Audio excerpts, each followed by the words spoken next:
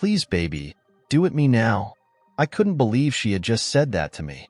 Hell, I still have trouble believing that Kelly, the most beautiful woman I have ever seen and childhood friend, was lying on my bed when she said it. But wait, I am getting ahead of myself.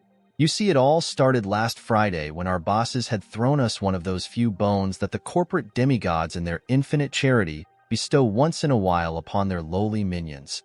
They had decided to be magnanimous and let us off 2 hours early for the upcoming Christmas holidays. While she drove us home, gave me the good news. Home for us is a house I had inherited from my grandmother.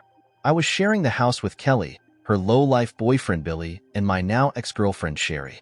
Oh, I almost forgot to tell you, Jim. That's me, by the way. Billy proposed to me last night and I have decided to accept. I am going to tell him so when we get home and make it my own special Christmas present to him. Great. This was going to be some vacation. Last week Sherry informed me, quite unexpectedly, that things were not working out between us.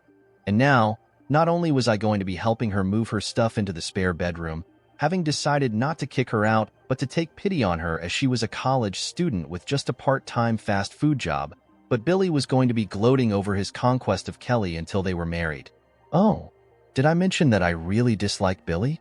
I had always had a feeling that he was sleeping around on her, and I think he suspected it. But that's okay, because the feeling is mutual and he makes no attempt to hide it. Thinking of the joy I was looking forward to over Christmas vacation, I considered whether it was less painful to jump out of the car and into the path of the oncoming bus in the other lane, or just call in a bomb threat to the local post office so I could spend some quality time at Guantanamo Bay. Guantanamo Bay was, after all, away from home and all the holiday joy. I decided that the way my luck was going, all I would probably be likely to do is break a leg, send up my insurance rates, and incur a lot of co-pays. If you're enjoying my content, consider joining my Patreon community. By becoming a patron, you'll get access to full parts of my videos much earlier than everyone else. Plus, you'll be supporting me to create even more awesome content for you. Check out the link in the description to join now. It occurred to me that perhaps I should have used that pirated copy of Rosetta Stone I downloaded from the torrent networks to learn Farsi instead of Japanese if I were going to try and pass myself off as a terrorist and use Guantanamo Bay as my vacation spot. I decided, somewhat hesitatingly, to stay in the car. I was wondering if we still had any rat poison in the house and whether I should use it on Billy or myself. When we pulled in the garage, I noticed that Billy's Harley was already parked there, and this seemed a bit odd, but I discounted it as, after all, we had gotten off early from work ourselves, hadn't we? Kelly, upon seeing his bike, said to me all bubbly and gleefully, "Cool, he must have gotten off early too. This is going to be a great vacation. Maybe I could learn enough Farsi too." I thought and began to reconsider my options once again. Kelly unlocked the door to the kitchen and walked into the house with me, trailing not far behind her. The first thing we both noticed were the unmistakably loud sounds of a man and a woman having very vocal, if not passionate, coming from the living room. As Kelly and I walked into the living room, I braced myself for what I was sure was going to be a most ugly scene, only to find that the erotic symphony was emanating from the stereo attached to my large screen TV. It was obvious now that someone was playing a DVD that surely was in violation of every prudish state's law. This I knew for sure, as I had seen it many times before. Kelly looked at me with a somewhat embarrassed expression on her face as she picked up my multimedia system remote. Billy must have been watching one of his DVDs and then pressed the power button, everything off. We both stood there in shock. For, as we had expected all the sounds of carnal delights to cease, they did not.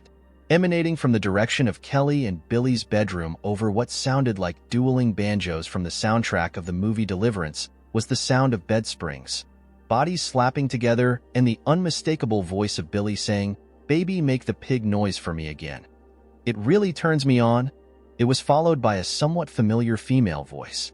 I didn't know whether to laugh aloud or grab Kelly and my laptop and drive as fast as I could to the nearest Starbucks so I could use their wireless hotspot to search eBay for a price for a couple of chastity belts for Kelly and myself. Instead, I just stood there and turned to look over at Kelly, only to find that she was already headed down the hall to their bedroom. I followed her, all the while wishing I had not helped her by the 9mm Beretta I knew she was carrying for protection. She threw open the door just as I caught up to her, and there was a scene that I can only describe as coming right from one of those 70s P novels that had such titles as The Farmer's Daughter and Cousin's Barnyard Fun. Upon the bed on all fours, complete with pigtails, cut-off denim shorts around one ankle, and wearing a white and pink polka-dot halter top was my not-so-loving ex-girlfriend Sherry. Behind her, wearing a pair of denim overalls with flap down in the front, a dirty white t-shirt, and a straw hat was Kelly's soon-to-be ex-boyfriend Billy. Well, to make a long story short, there was a lot of screaming and yelling from Kelly with words like B, WH, and SL being tossed in about every sentence for the next several minutes. I decided that to avoid a catfight and Billy's homicide that both Sherry and Billy would stay at a hotel and pick up their stuff on the lawn the next day. Kelly, once they had left, tossed both Sherry and Billy's things on the lawn. Then, still pissed and crying, decided to sleep in the spare bedroom as she felt it was too painful to sleep in her old room that night. I, on the other hand, chose to dwell on the more pleasant thoughts provided in the knowledge that the weatherman had said there was a 99% chance of rain that night and all the next day. While not happy that Kelly had been hurt, things were looking up for her now that farm boy Billy was finally proven to be the jerk that he really was. I was sure Kelly would be better off without him. I had no illusions that I would ever hook up with Kelly, but I hoped that perhaps I could find a way to save the holidays for her. The next 2 days, Kelly mopped around the house, crying every time she saw something that reminded her of Billy and by what he had done to her. For the most part, one was numb and really didn't want to talk about it with Kelly for fear of setting her into another crying spell. I actually welcomed the call I got from my aunt asking me if I could come over that afternoon and help her with her computer. As I headed off to my aunt's house, I knocked on Kelly's door and told her where I would be and to call me if she needed anything, but not to worry about supper, as I would be bringing it home with me. During the drive, I couldn't get the picture of Sherry with Billy. Her voice kept echoing in my mind, reminding me things were just not working out between us. As I tried to suppress the feelings of betrayal and anger that finally started to surface, I laughed aloud when I realized that Billy was indeed a literal pain in the ass. Ouch. My mind turned to pleasanter thoughts of Sherry and Billy stranded in the middle of the ocean on a cargo ship with nothing to eat but rump roast, corn on the cob, potatoes deep fried in KY jelly with chocolate pudding for dessert. Yeah, I know, everybody else says it too. I need help.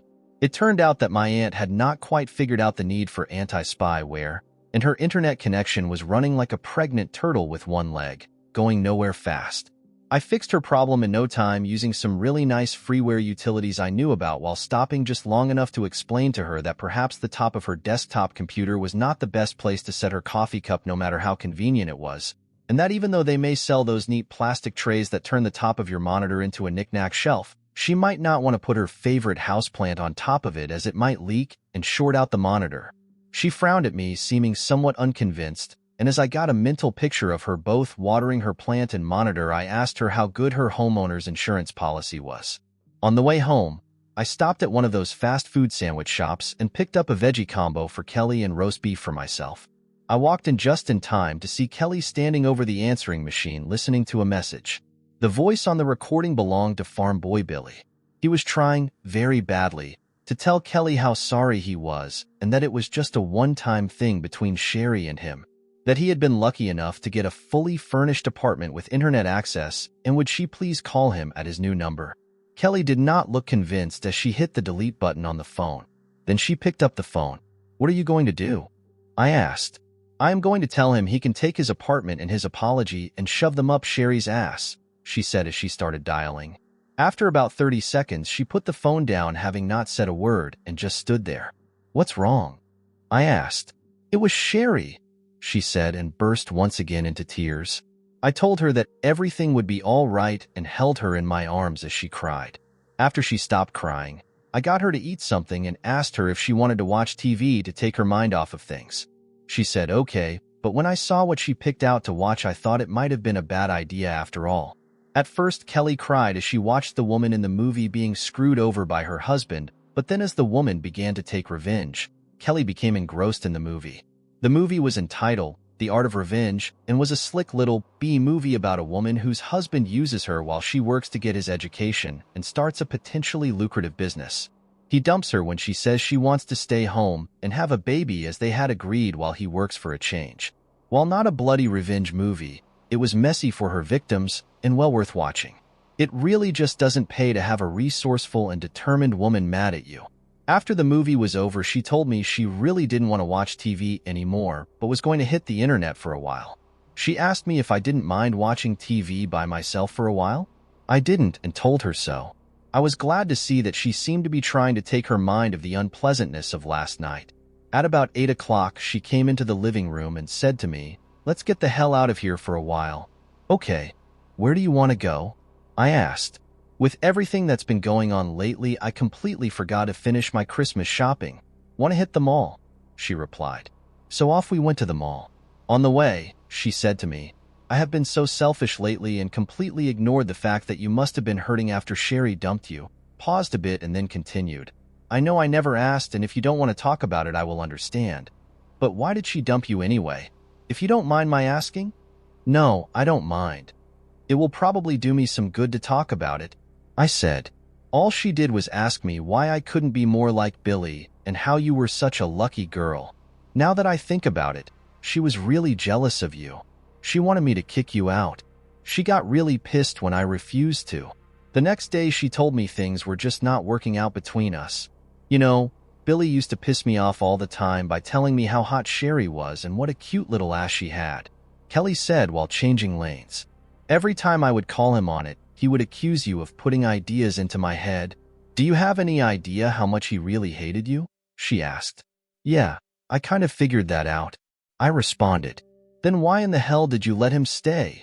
she said almost angrily. "Because I didn't want to hurt you. I thought if I kicked him out I would end up losing you as a friend," I answered. We both sat quietly for a while after that. Finally, she broke the silence and changed the subject by saying, "Who is on your Christmas list this year?" "No one but you now," I replied. Then I added, "But I've already gotten your gift." We were sitting at a stoplight, and she just looked at me for a few seconds deep in thought. Finally, "What do you want for Christmas?" she asked me. I thought of telling her the truth, that what I would really wanted was her, but decided against it, feeling it was not the best time to confess my true feelings for her. So instead, I said, "Just once I would like to stop being a doormat and get a little payback, but I would settle for dinner with you." I think that actually surprised her a little because she waited a few seconds to respond. "Well, think you can help me pick out the last few items on my Christmas list? I have decided on something special this year." "Anything you want, Kelly," I told her as we arrived at the mall. When she showed me the list, I was surprised to see what she was buying. It turned out the list included a digital video camera that could auto-zoom, had automatic motion tracking, and USB PC link capabilities. The last items on the list were from Victoria's Secrets and turned out to be a really sexy red and black teddy, matching stockings, underwear,